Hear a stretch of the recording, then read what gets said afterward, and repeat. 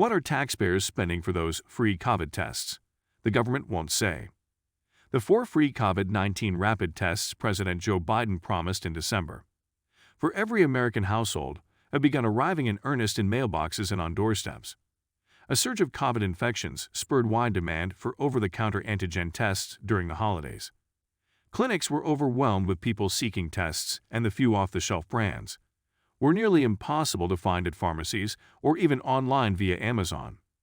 Prices for some test kits cracked the $100 mark, and the government vowed that its purchase could provide the tests faster and cheaper so people, by simply swabbing at home, could quell the spread of COVID. The Defense Department organized the bidding and announced in mid-January, after a limited competitive process, that 3 companies were awarded contracts totaling nearly $2 billion for 380 million over-the-counter antigen tests, all to be delivered by March 14.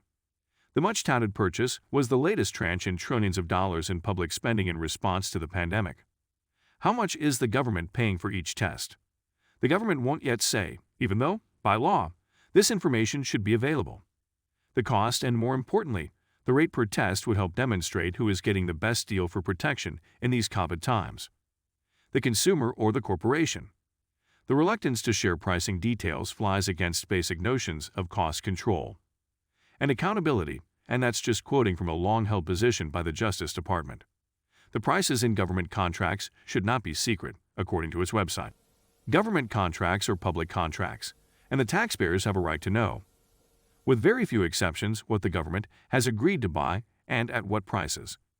Americans often pay far more than people in other developed countries for tests, drugs, and medical devices, and the pandemic has accentuated those differences.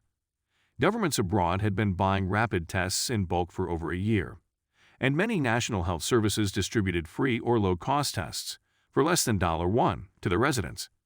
In the U.S., retailers, companies, schools, hospitals, and everyday shoppers were competing months later to buy swabs in hopes of returning to normalcy. The retail price climbed as high as $25 for a single test in some pharmacies. Tales abounded of corporate and wealthy customers hoarding tests for work or holiday use.